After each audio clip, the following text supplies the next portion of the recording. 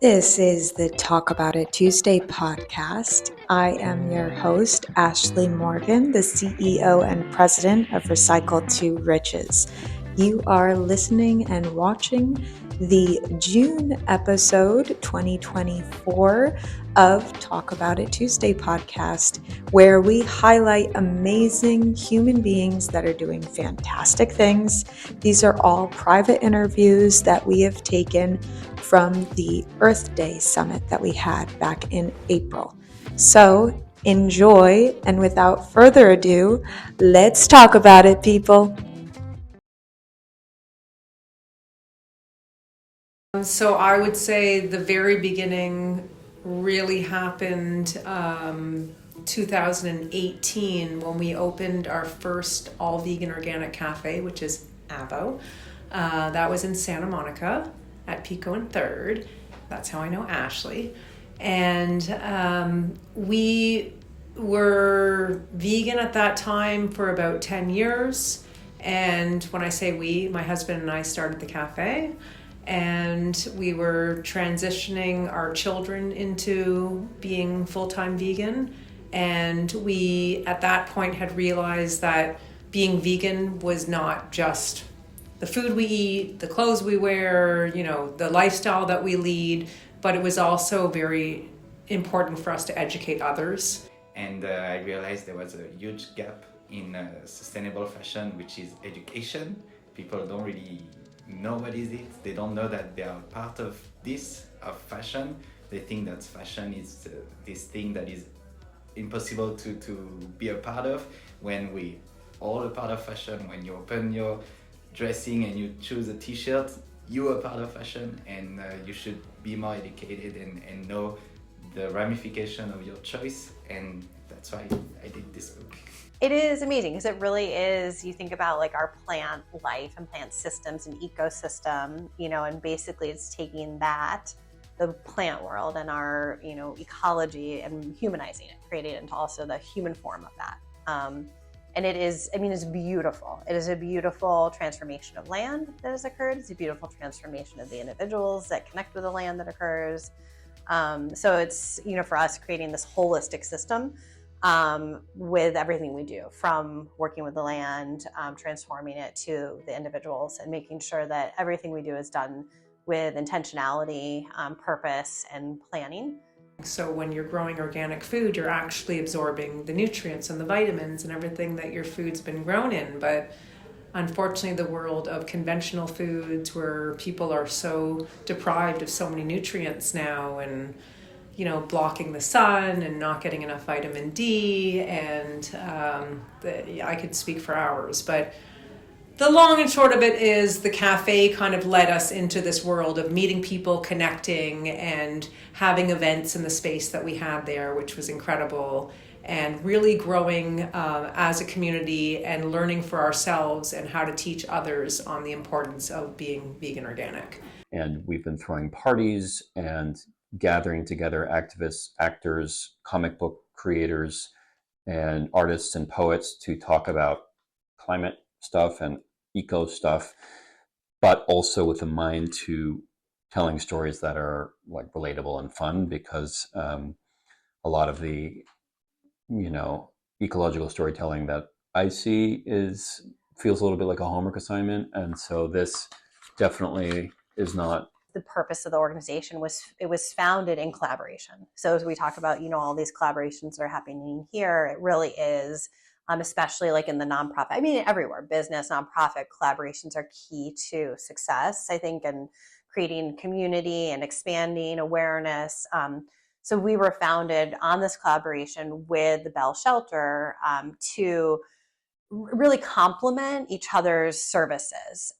So we have built in our direct program participants. Everyone we're serving directly through our programs is coming from the surrounding community, whether it's the shelter itself, permanent supportive housing, or now as we're expanding more of our programs and services within Southeast LA. In Brazil, where I shot it in the streets with people that I met in the favela, just non-actors, creating this fictional world of a community that's the water's gotten poisoned, and the kids are all falling asleep, and the only people who still have strength are the people in this bicycle gang, and the bicycle gang heads out to try to figure out what's happening to the water, and it turns into this kind of action adventure, but with spiritual undertones.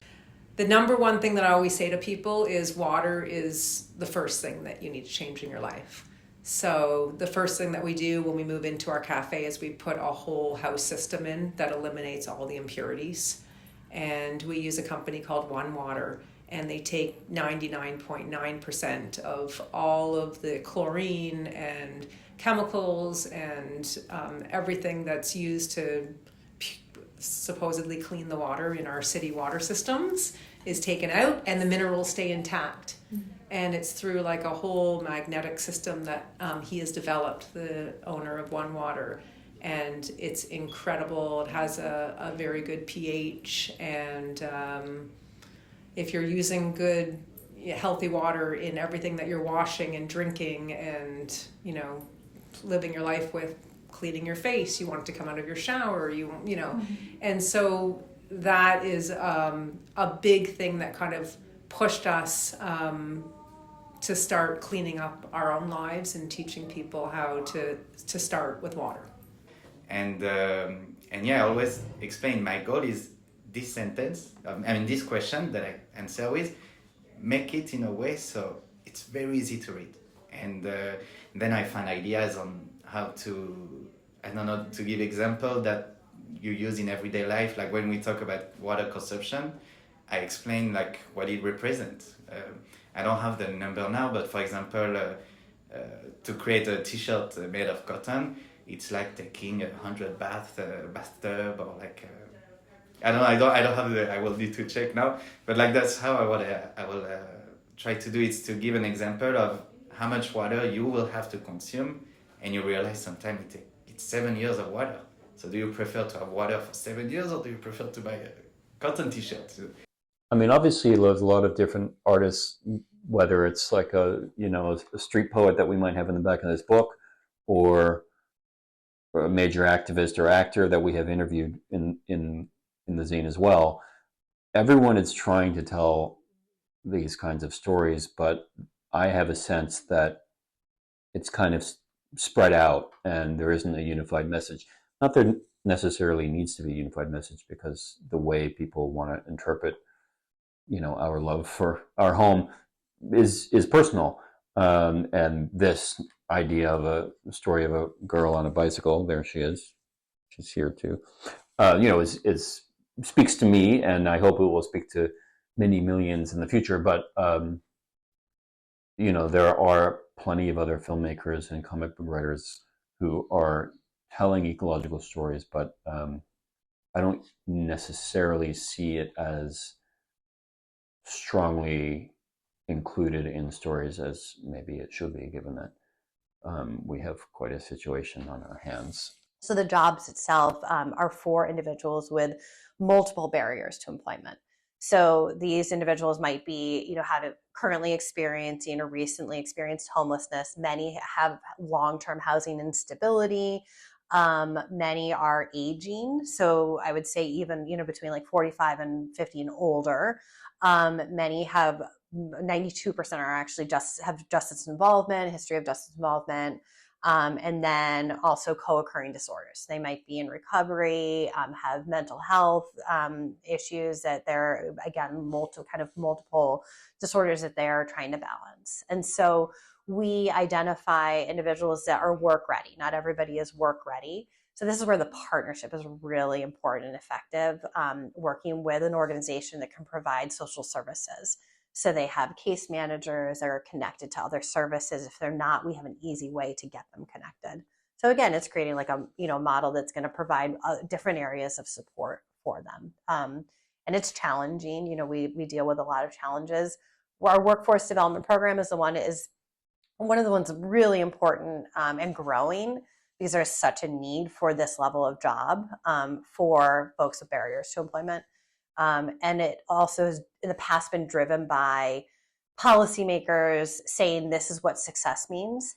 you have to finish the program, you have to get into a job, a long-term job. But for the individuals we're working with them, a lot of them, that's not their reality, or never will be. They are literally say to us, I can't think about a career. I can't think about a long-term job right now. I can only think about how I'm going to survive from today until tomorrow. So all I can do is show up to work today. To do the story that I've written properly, I need something more resembling a proper budget. And though I don't have to shoot it in English, I do like the idea of shooting it in English for the sake of having the maximum possibility of mainstream success for it, which, would be nice for my life. I can't pretend that I don't care about that, but also just in terms of how do you get the biggest audience and the biggest possibility of change for a story that I've designed to be something that you would leave the theater changed. You would leave the theater not being able to think about the way we consume and overconsume in the same way. And it's not done, like I said, in a homework kind of way, in a chastising kind of way. It's just cooked into the DNA of the story that the transformation and the joy comes through. It's not because I wanted to be an author or something. I really wanted people to get informed. And there's over 70 questions on this book. Each question could be a whole entire book on its own. So the goal is not, my goal is just for people to read, and hopefully one of these 70 questions will open something and make them want to learn more. And that's the only goal of this book is to have them make one change. I mean, if we look at, again, success, right? We're, for our funders and government, they want to see this transgression, progression through the program. So success story in that is we've had an individual who started coming over to the farm through so there's a residential recovery program at the Bell Shelter. Most of those are referrals from other agencies. So a large percentage come through Department of Probation. They're going there in lieu of jail time or for early release.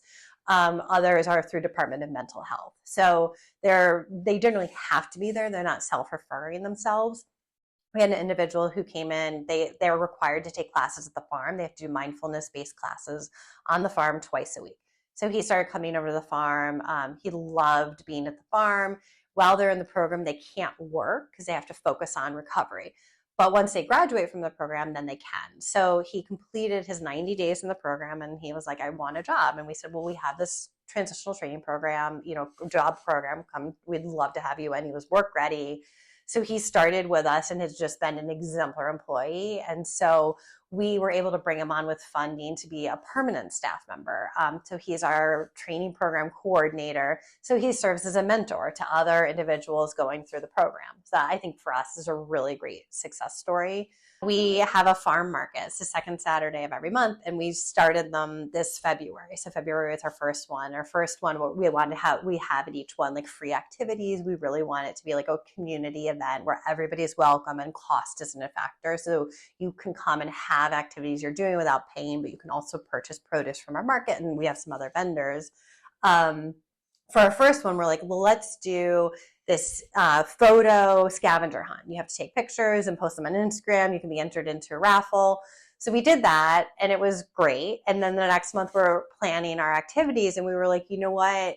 We want to actually not have any type of social media because we want it to be a simpler place, a step back to a simpler time where you're not having to be on your phone and you're able to disconnect and just be with nature. I think that's the balance, that we have kind of are in of how much are we promoting and talking about our work through social media, but also still honoring and appreciating what we're trying to build with stepping away and being present and mindful. And especially if you're doing it properly, I said, if you're doing more whole and organic, your body's going to take the time to digest it properly and utilize the energy and fuel that you need throughout the day, and you don't need as much. You chew your food well and you let it digest. And it's amazing that if you're sitting around a table with a group of friends or family and you eat slowly, that you eat half the amount than when you're, on the run trying to shovel your face full of food, and then you feel sick and you're like, oh, I ate too much, or it's just not digesting well. And so the more nutrients that are in your food, the less that you actually need.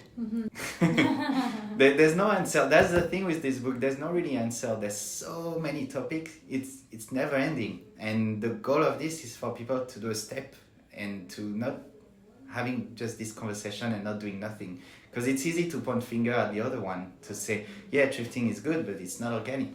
Yeah, organic is good, but it's producing news or producing mean pollution. Just do something.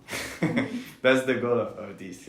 Yeah, and then we're also sort of doing it as a zine because we love zine culture. The idea that you can Xerox something and put your personal stamp on a project and share it with the world that way. And we decided that people loved the sauces so much in the cafe and started to want to purchase them and use them at home on their meals.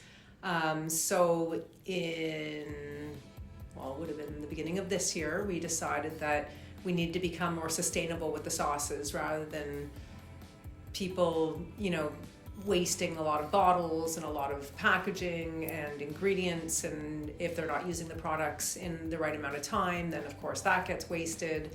So we took the base ingredients of our sesame, chia, spices, herbs, everything that goes into each one, and we powder them and we put them in an eco packet, and people can take them home. They're shelf stable, and they blend them with the appropriate amount of filtered water, organic extra virgin olive oil, and organic apple cider vinegar for the natural preservative. And they put them in the refrigerator or use them the day of, and they're fresh the day they make them. I like to mention Spider-Man, with great power comes great responsibility. And our responsibility is to understand what are the ramifications of your fashion choice and choose wisely. Your social media? Yeah, I have many, but probably F.A.K.E movement will be the best. F.A.K.E, which stands for Fashion for Animal Kingdom and Environment. And we'll be sharing all this on F.A.K.E movement. Our social media is, there's two parts to it right now because of what I talked about with the product, but it's avocafe_Carlsbad on Instagram, or Avo Blenders on Instagram. And that's where the products are for sale. And Avo for the Earth gives you 10% off the products. So you can order them and we ship anywhere within the US. But I encourage everyone to come to fogtown.com and you can, certainly you can get the comic book, you can